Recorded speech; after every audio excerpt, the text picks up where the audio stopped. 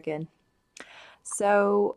Today I thought I would do a video just talking about language and words and the differences between American and English words for certain things, and then also a bit about some words that you've probably never heard of, or if you have heard them, maybe in an English television program or a predominantly English film, you might not have known what they meant. So, some of these are going to be specific, well, not specific, but used more in northern England versus southern England, because believe it or not, not everyone in England speaks the same, just like not everyone in the States speaks the same. So I am from a southern state, and we say things differently than you might say in New York or California or, someplace like that. So it's the same way in England. They have different slang and different words and different accents depending on where they're from. So anyway, I thought I would start with a list of words that are English that you probably have never heard. So the first word on this list is, I don't know if it's exclusively a northern thing, but it's definitely used a lot in the north, and that would be the word "ta." So you would, it's almost not even a word, but you would say this as saying thank you. So if you're at the shop and you're interacting with the cashier and your purchases are done, you would say "ta." Or if someone held the door for you, or if someone passed you something, you would say "ta" instead of "thank you." It is one thing that I didn't pick up right away when I first came here. Now I say it a lot, but it is different, and I'm sure a lot of people have never really heard that or knew that that's what that meant. So "ta." The next word on the list is also not used all over the country, but is the word tea. Now, a lot of you will probably think, no, I know tea, but tea in England, you can have a cup of tea, or you can eat tea, or have tea, which is supper, the last meal of the day. So you would say, "What's for tea?" And that would mean, "What's for supper?" Or "We're about to have tea" would mean, "We're about to have supper." That one really threw me when I first started learning about different ways to say things. But now that's probably exclusively all I use to say for supper is tea. So my kids have gotten used to a lot of my English way of saying things. For whatever reason, I just found it a lot easier to adapt rather than try to get English people to adapt to me. So obviously, they would still understand if I said it's time for supper. People in England would still understand that I meant what I'm saying, but it's just a more common way to say it is to say tea. So next on the list, this is a northern thing that I didn't realize was a northern thing until I was listening to a radio broadcast. And they were sort of poking fun at, because the radio was based out of London, so they were sort of poking fun of northerners. And this is the word "mither." So if you're going to mither someone, it's basically another way of saying that you're irritating or bothering them. So if your children are being annoying, you might say, "Stop mithering me." If you're, got someone that's repeatedly asking you something or doing something, you might say, "You're mithering." It's just a way to say bother or annoying. And like I said, it is a particularly a Manchester type phrasing or wording of something. So to mither, if you hear someone say that, they're probably from the north. The next one, this is kind of a funny one, and it's sort of really funny considering the presidential candidates in America at this moment in time, would be the word Trump, which also means to fart. So if you say I trumped or did you trump, that means did you fart? Just obviously, just like in America, there's not that fart is really offensive, but there's ways to say that you farted without saying fart. So Trump is the same way here. It's just a sort of a little bit nicer way to say that you farted, or that asking someone if they farted or something to that nature. So, which, like I said, is quite funny. And a lot of people in England have found quite a lot of humor given Donald Trump's status. So, and the fact that he is sort of full of hot air. So, the next one on the list is more of a southern way. And then I'm going to give you the northern way, and then I'm going to give you the Mancunian way of saying this word. So, all of these words that I'm about to tell you all mean sandwich. So the first one is bap, B-A-P, bap, which is a southern way. So if you were in a cafe that served like coffee and sandwiches or whatever, you would probably see on the menu like a bacon bap, which would be a bacon sandwich, or a cheese and ham bap, or something like that. Now the northern way of saying that would be a, well, this doesn't necessarily mean sandwich, but this would mean what you put on, like use for the bread on the sandwich, would be a barm cake. So a barm cake is a large bread roll bun. It's not like a hamburger bun or anything in the States. It's more of a bready, large bun.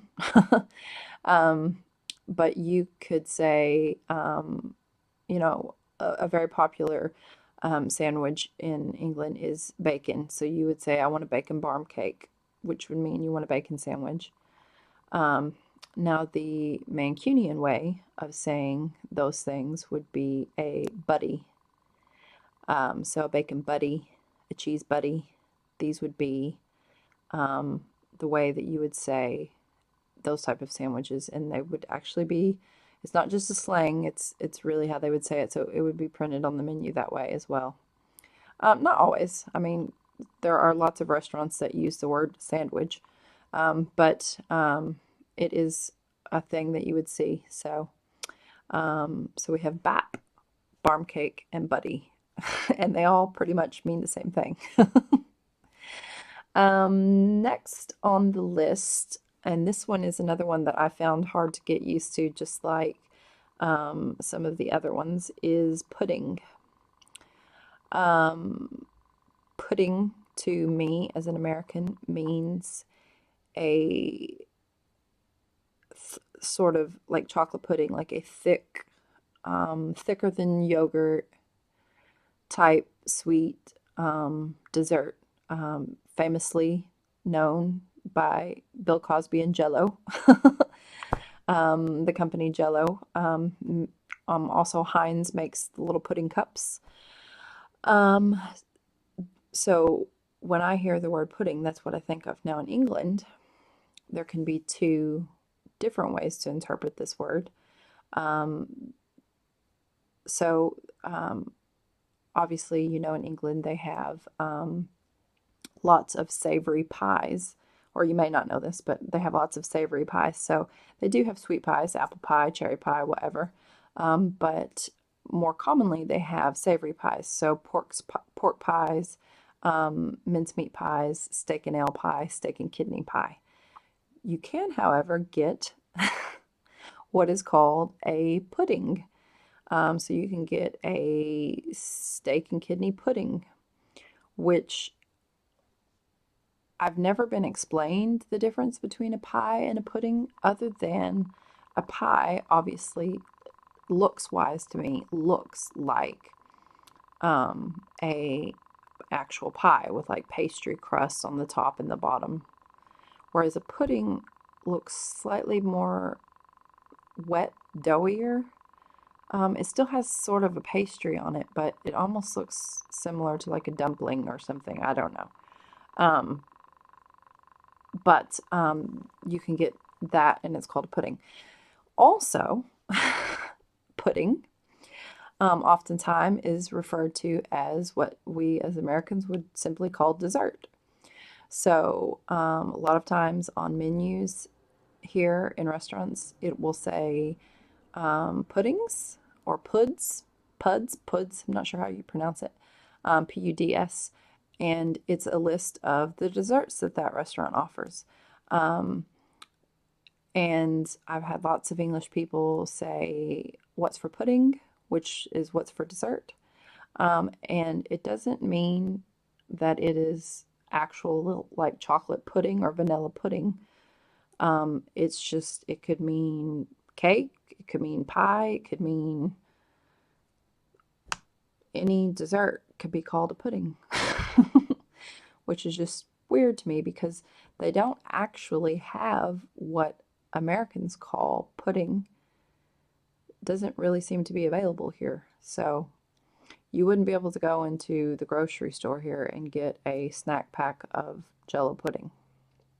So, um, where the term pudding for dessert came from, I have no idea. But, and then lastly, pudding, which I have made these myself for Thanksgiving and Christmas, is a Yorkshire pudding, which you may have heard of, which is not pudding at all, and it is also not a dessert.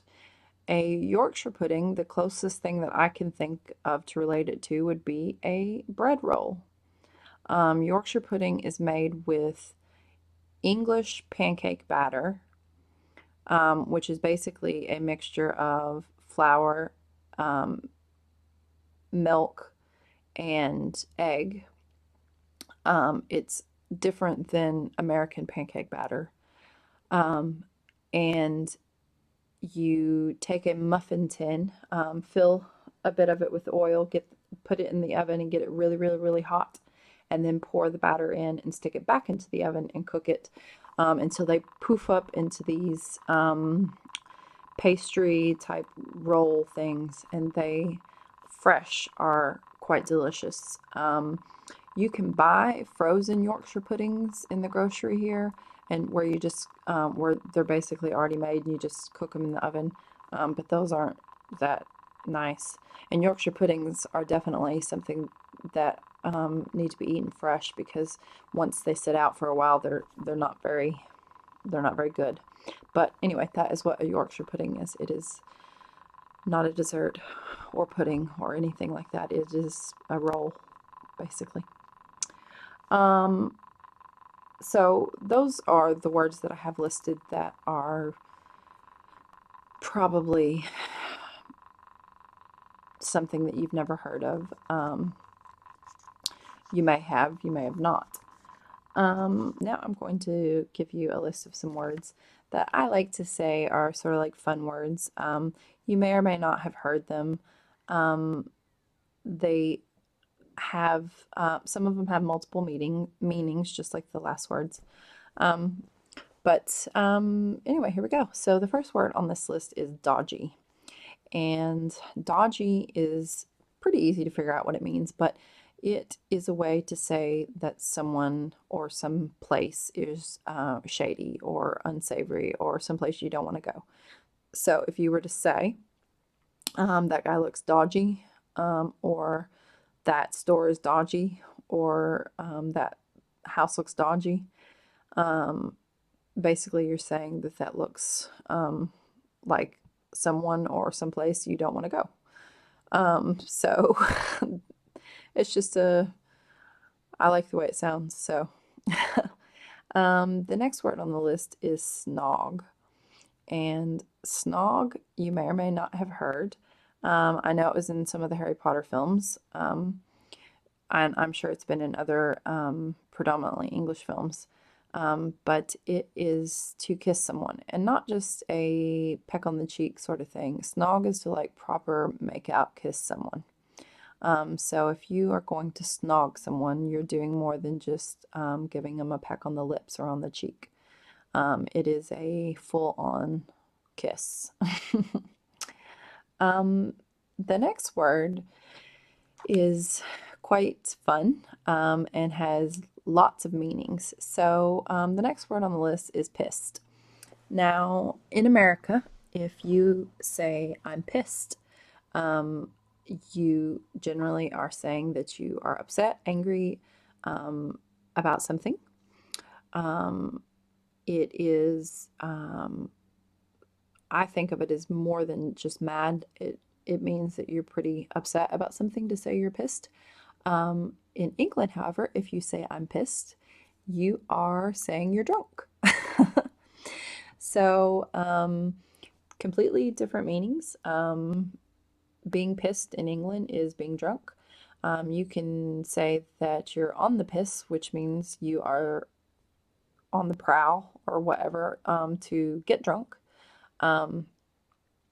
Pissed also, you can say the phrase, are you taking the piss? Which means, are you sort of like making fun of me or being like a bit of an asshole? Like, so if someone is giving you a hard time or whatever, or saying something sort of mockingly or something, you'd be like, are you taking the piss? So,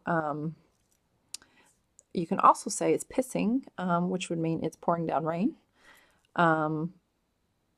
You can also use pissed in the term of saying that you're mad or upset, but in that way you would say I'm pissed off, which is also said in America, but it is quite commonly referred to in America as just saying I'm pissed,